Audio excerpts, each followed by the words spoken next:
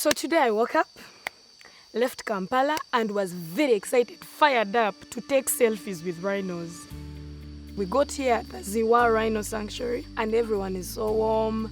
We met Opio, the tour guide. I like being with people who don't challenge me. So he was my height mate and we became friends instantly.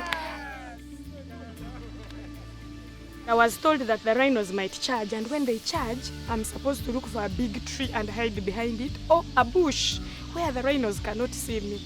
But think about it. If the rhino is charging, what are the chances that you'll stop when you see a big tree? You'll instead charge past the tree and continue charging till you're tired. I hope it charges actually and we all charge together with a camera. This will be a real wildlife experience. So we walk like in the movies where you are facing that side and I'm facing this side and we are all being careful so that we see both sides. It's going to be fun. It's going to be fun. We should go. All right, let's start off and find out where the rhinos are. Okay. They have 3 toes on their hooves. The side one here and here is the side one. Yeah. And this is a young one. This is a humongous shoe size for a very young rhino. So right ahead of us there are some rhinos, but we can see 2 young ones playing. That means there are 2 mothers within this area here.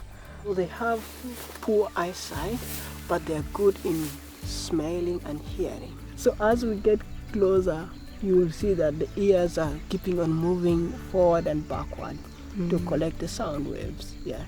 And when you look at their face, they have the eyes on the sides. When you climb, they lose sight of you.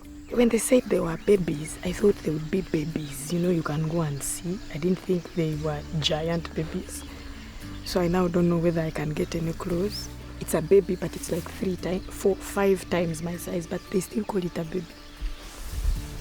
Right now, this is morning hours. They are still grazing. It's a little bit cool, and most of their activity depends on the weather. When the weather is hot, they're just lying. They go into the thick bushes. Getting that tan everyone wants. No, actually, they'll get in a thick bush where it is cool, so they stay. Sometimes you even see only the ears and the back the whole day. They'll sleep the whole day up to 4 p.m. All day. All day. That's the plot. Yeah. Sleeping all day. Yeah. Rhinos. Around 4 p.m. depending on the heat again. When it is too warm at 4 p.m. they'll still keep lying. But when the weather drops, the heat drops, then they wake up to grazing. Party time.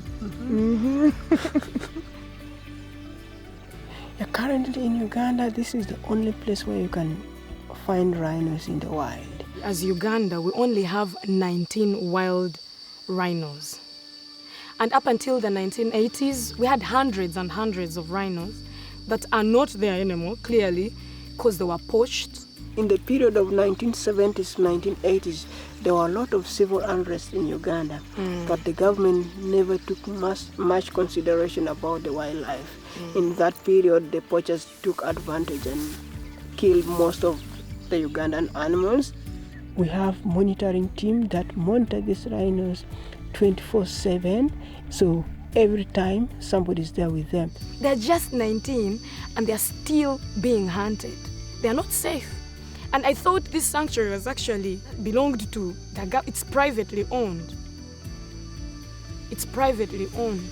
I just wish the government would do a little bit more. The poachers came in to kill the rhinos, not for the meat, just for the horns. And the horns are being taken in Asia, especially China, where they use it for different things, different medicine, but it's not real. It's just a belief. I don't get it. I just don't get how. I don't even care how much this horn is. I don't care. But I'm thinking if a rhino is let to live, at least up to the age of 8, 10, by that point it has already earned enough money that I think beats the price of a horn 100 times through tourism.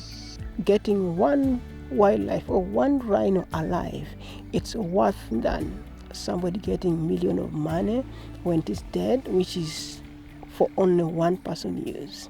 I've been living in Uganda since I was born, and it's the first time I'm seeing a rhino today. And it's just 2 hours away from Kampala. And the road is amazing.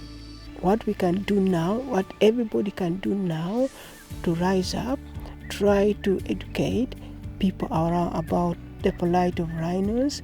It doesn't start from up, everything starts from the grassroots. So once you educate the young people, once you educate the local people will grow, the young people will grow and tell the rest. And that's how we can stop rhino poaching. I used to think there was many as lions. I didn't know anything about these animals till I came here today. So I don't want anyone watching me to feel bad about the little knowledge they have about this, because I'm telling them what I've learned today. I've just learned that we need to protect these rhinos because they are not as many as I ignorantly thought. Because I thought, well, we are Africa, we have to have the wild animals. The white people have to come and see them. Like, I never thought I would enjoy seeing a rhino. Today was special.